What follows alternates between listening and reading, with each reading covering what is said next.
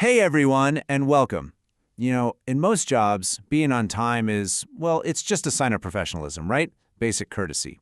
But what if I told you that in some professions, showing up on schedule is something so much deeper that it's an act that literally holds a person's safety, their dignity, and their trust in the balance? That's exactly what we're going to dive into. Just think about that for a second. When does a few minutes here or there stop being about a clock on the wall and start being about a fundamental human commitment? Well, as we're about to find out, in the world of professional care, the answer is pretty simple. It's always. So first things first, we've got to completely reframe this idea. In caregiving, being punctual isn't just about being polite or following the rules. It's actually the very foundation of the entire service being provided. Now, what's so powerful about this definition is that it has nothing to do with corporate policy. It's all about a promise. It's about honoring that deep trust a client and their family put in you. It's a trust that basically says, my well-being, my life is in your hands. And you can really break this down into three core pieces. First, you've got trust. That's the promise we just talked about. Then there's safety, which is all about those practical, non-negotiable needs, like getting medication at a super specific time. And finally, dignity, which is all about making sure a person's routine, their comfort, and their emotional security stay intact so they can live their day the way they planned. So, what happens when that foundation cracks? When that promise gets broken even by just a few minutes? Well, the cost is incredibly high, and not just for the client, but for everyone involved. Let's make this real for a second. Meet Sarah. Sarah has diabetes, and her health literally depends on getting her insulin at exactly 8 a.m. every single morning. This isn't just a guideline, it's a critical medical necessity. Okay, now let's introduce a very common, everyday problem, traffic. There's an accident, it's totally unavoidable, and the care worker ends up arriving 25 minutes late. It's a simple delay that, let's be honest, happens to all of us. But for Sarah, the consequence is immediate and it's severe. Her blood sugar spikes. And this doesn't just mess with her health in that one moment. It totally derails her mood, her energy, and everything she had planned for the day. That community outing she was looking forward to? Canceled. Her breakfast and shower schedule? Completely out the window. And this is where you really see the ripple effect kick in.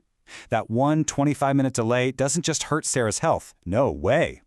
It adds stress for the colleague who has to stay late, it means care gets rushed, and it even creates the risk of documentation errors or, even worse, regulatory issues.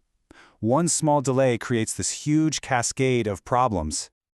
Okay, so look, delays are sometimes going to happen. The problem isn't always the lateness itself, it's how you handle it. This is where communication becomes absolutely crucial. So let's get into the playbook for how to manage it the right way. Just look at this comparison here. It's all about being proactive and taking ownership. You don't wait until you're already late to make the call. You call the second you know there's a problem. You give a real, honest arrival time, not some vague, I'll be there soon. You explain what's up, you take responsibility, and you never ever just assume someone else will figure it out. This is how you manage a crisis instead of causing one. And here's what that sounds like in the real world. This message is professional, it's precise, and it shows you're taking responsibility. But did you catch that last part? Is there anything urgent I should know about? That one little question is a total game changer. It shifts the focus right back to the client's needs and proves you're already thinking about solutions.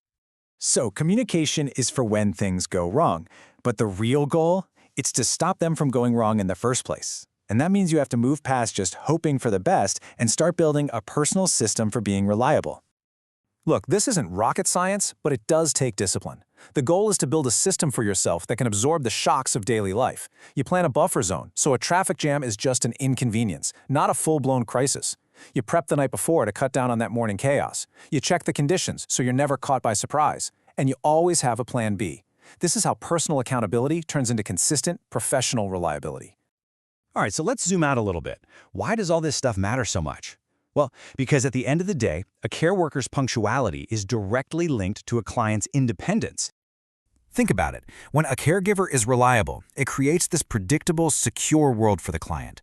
That allows them to keep their own schedules. It means they can get to their jobs or to social events on time. It creates the space to actually learn new skills instead of just rushing through tasks.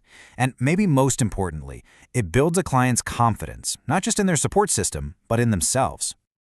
And that really brings us right to the heart of it all. This isn't about rigid rules on a timesheet. It's about respect. It's about honoring a fundamental promise you made to another person's well-being and their dignity. So I'll leave you with this question to chew on. Punctuality is just one example. What other seemingly simple professional habits, in any job really, have a much, much deeper human impact than we usually realize? It's a powerful thing to think about. Thanks for watching.